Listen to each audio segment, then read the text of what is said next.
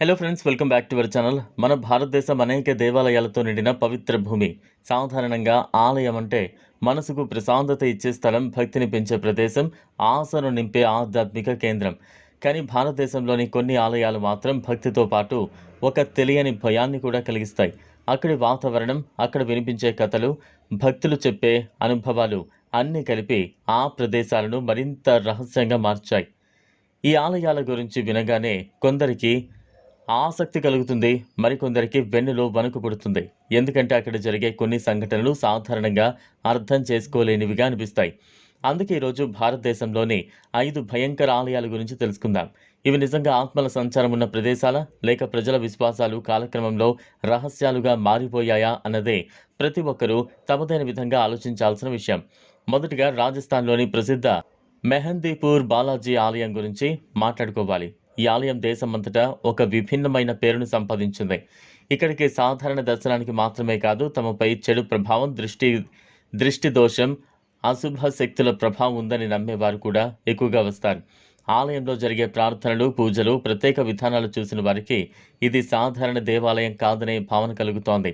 కొందరు భక్తులు అక్కడ గట్టిగా అరవడం, కొందరు వింతగా నవ్వడం, మరికొందరు నియంత్రణ కోల్పోయినట్లు కనిపించిన వంటి దృశ్యాలు చూసిన వారు భయంతో నిండిపోతారు. అయితే అక్కడి భక్తుల నమ్మకం పూర్తిగా భిన్నంగా ఉంటుంది. వారి ప్రకారం ఇది చెడు శక్తి బయటకు వస్తున్న సంకేతం.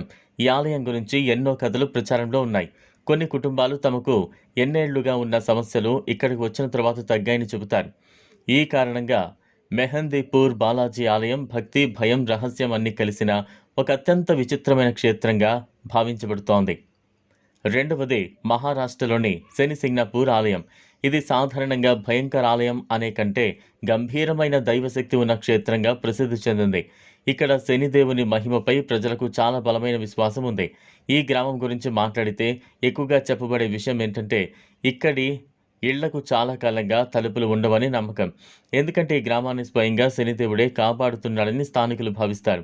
ఎవరైనా దొంగతనం చేస్తే లేదా తప్పు చేస్తే దేవుని శిక్ష తప్పదని నమ్ముతారు. అందుకే ఈ ఆలయానికి వచ్చిన వారు ఒకవైపు భక్తితో నమస్కరిస్తూ, మరోవైపు ఒక కనిపించని నియమ శక్తి ఎదుట నిలిచినట్లు అనుభూతిని చెందుతారు. రాత్రి వేళల్లో ఈ ప్రదేశం గురించి వినిపించే కథలు మరింత గంభీరంగా ఉంటాయి. ఇది ఆత్మల కథ కంటే దైవ న్యాయం వెంటనే పనిచేసే స్థలం అనే భయం ఎక్కువగా కలిగిస్తోంది. అందుకే ఈ ఆలయానికి సంబంధించిన వాతావరణం చాలా ప్రత్యేకంగా అనిపిస్తుంది. మూడవది తమిళనాడులోని చిదంబరం నటరాజ ఆలయం. ఇది భారతదేశంలోని అత్యంత ఆధ్యాత్మిక ప్రాముఖ్యత కలిగిన ఆలయాలలో ఒకటి. కానీ ఈ ఆలయాన్ని కొందరు రహస్యభరితంగా కూడా భావిస్తారు. కారణం అక్కడి నిశ్శబ్దం, గర్భగుడి చుట్టూ ఉండే గంభీర వాతావరణం, అలాగే అక్కడ ధ్యానం చేసిన వారు చెబుతున్న లోతైన అనుభూతులు.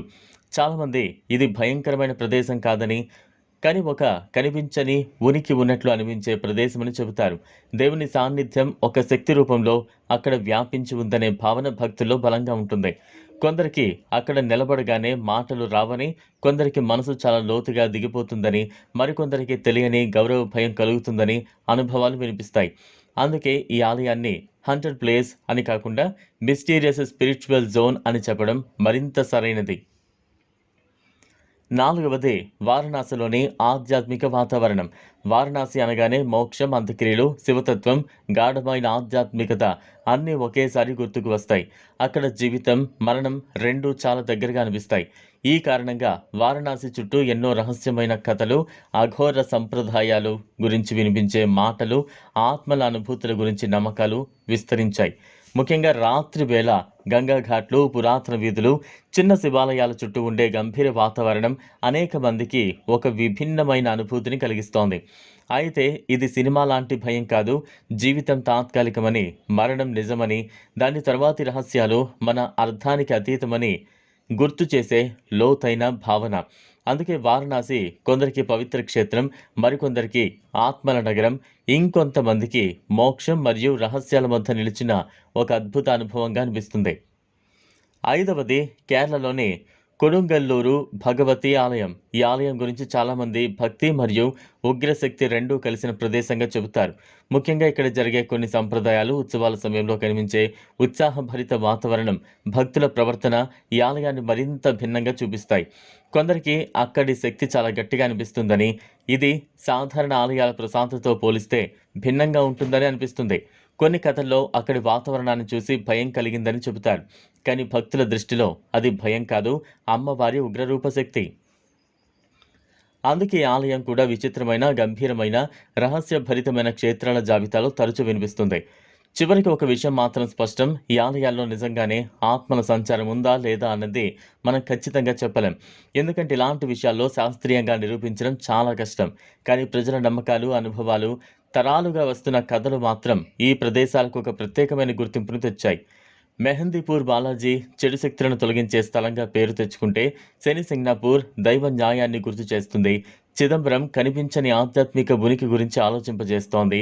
వారణాసి జీవితం మరియు మరణం మధ్య ఉన్న లోతైన రహస్యాన్ని మనకు తెలియజేస్తుంది. కొడుంగల్లూరు భగవతి ఆలయం ఉగ్రదైవ శక్తి ఎలా అనుభూతి అవుతుందో చూపిస్తుంది. ఈ కథను నిజమా కాదా అన్నది పక్కన పెడితే కూడా ఈ ఆలయాలు మనకు ఒక విషయాన్ని చెబుతాయి: భయం మనసులో పుడుతుంది, కానీ విశ్వాసం మనసుకు బలాన్ని ఇస్తుంది. ఈ వీడియో మీకు నచ్చినట్లయితే లైక్ చేయండి, షేర్ చేయండి, ఛానల్ను సబ్స్క్రైబ్ చేసుకోండి. థ్యాంక్